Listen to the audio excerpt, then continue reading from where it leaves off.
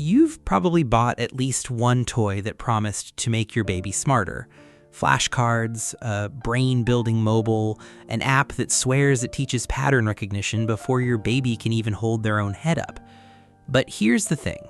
While you were shopping for that, your baby was doing something far more powerful, for free, every single time they locked eyes with you across the room.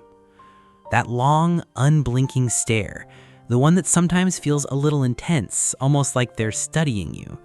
Most parents assume it's random or reflexive, something babies just do because their eyes haven't figured out what else to focus on yet.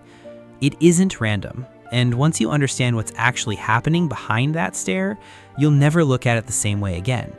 What's more, this thing your baby is doing costs nothing, takes no special training, and outperforms almost every developmental toy or app on the market when it comes to building the exact skills those products claim to teach. Researchers at the University of Washington's Institute for Learning and Brain Sciences have spent years studying exactly this: the moment a baby's gaze meets yours, and what it means for the brain quietly wiring itself underneath. The technical term is joint attention. In plain language, it just means this: your baby isn't only looking at you, they're trying to figure out what you're looking at and why it matters. If you've never heard of this before, that's not a gap in your parenting. It's a gap in what anyone ever told you. Nobody hands you a manual when you leave the hospital. Nobody tells you that eye contact is a lesson. Picture this: a 6-month-old propped up in a high chair, food forgotten, eyes fixed on her mother's face. The mother turns her head slightly toward the window. A beat later, so does the baby. That small, ordinary moment is not a coincidence. It's the beginning of something scientists have spent decades trying to understand. So what does this quiet habit of watching your face actually build? Let's start with the part that surprises most parents. For years, the assumption was that babies who heard the most words grew into kids with the biggest vocabularies. More talking, more input, better results. Simple math. But researchers who study early language development found something that flips that assumption on its head. It's not just how much you talk, it's whether your baby is looking at what you're looking at while you talk. A baby who follows your gaze to a dog on a walk and then hears you say dog learns that word faster and more solidly than a baby who hears the word dog without ever connecting it to where your attention is pointed. The eye contact isn't decoration around the language lesson, it is the language lesson.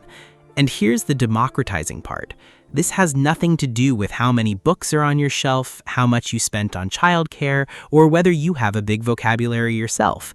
Every parent in every kind of household does this instinctively, dozens of times a day without even trying.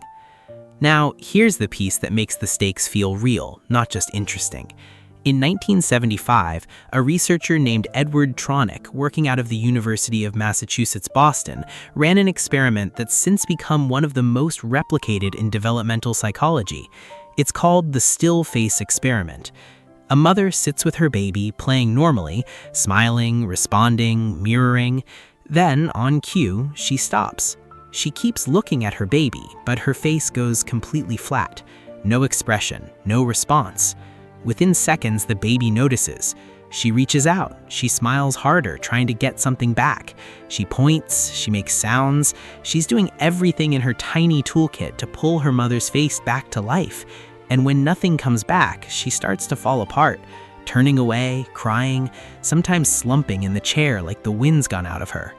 Then the mother's face comes back, warm, responsive, and almost instantly the baby recovers, reaches for her again, settles. Watching footage of this experiment is hard, even for researchers who've seen it 100 times, but that's exactly the point. It's not showing you that one flat moment causes harm, it's showing you how much your baby is relying on your face as their compass every single day. This isn't about blame, it's about noticing something that's already working in your favor most of the time without you even realizing it. So how do you actually use this on purpose without turning every diaper change into a science experiment? 3 things. That's it. First, narrate what you're already looking at together. Not a lecture, just notice what's caught your baby's attention and name it. If she's staring at the ceiling fan, you might just say, "Yeah, that's the fan, it spins." If he's watching the dog trot by, "There's the dog, he's fast today." You're not teaching a vocabulary lesson, you're confirming that what he's curious about is worth talking about. Second, follow before you lead. When your baby looks at something, resist the urge to redirect her to the toy you picked out. Look where she's looking first. If she's fascinated by the way light moves on the wall, that's the moment, not the flashcards. Just, "Ooh, look at that light." Third, let the pause happen. After you make a sound or say a word, wait.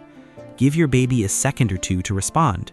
A coo, a kick, a look back at you, before you fill the silence again.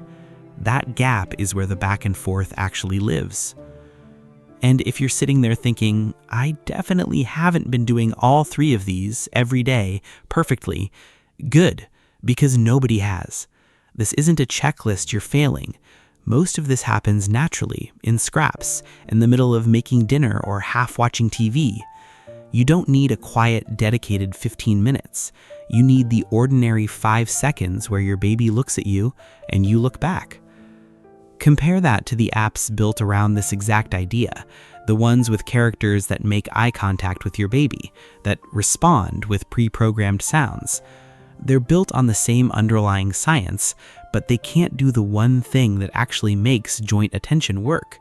They can't follow your baby's gaze in real time, in your actual living room, toward the actual dog or the actual light on the actual wall. A screen can imitate a face. It cannot notice what your baby is noticing right now and answer it. You can. That's not a small advantage. For this specific skill, it's the entire mechanism. So the next time you're standing in an aisle looking at some brightly colored gadget promising to build your baby's brain, remember this: the most effective tool for that exact job doesn't come in a box. It's your face. It's already free. It's already in the room. And the fact that you're here watching a video about the science behind your baby's stare instead of just scrolling past it, that already tells you something about the kind of parent you are. You're paying attention to the paying attention. That's not nothing. Here's the whole idea in one sentence. Your baby isn't just looking at you. She's learning through you. And that happens in the ordinary moments you're already having together. If this gave you a new way to see something you do every day, consider following along here. We cover the science behind the milestones no one explains, from first words to first steps, to the moments in between, translated out of research papers and into real life, so you don't have to dig for it yourself. And if you think another parent needs to hear this, someone in that newborn fog wondering if they're doing enough, share it with them, not as a favor to us, as a favor to them on a day when they probably need it. Because here's what it comes down to. You don't need to buy her attention. You already have it. You don't need to teach her to look at you. She already is. The most important lesson your baby will ever learn might just be your face looking back.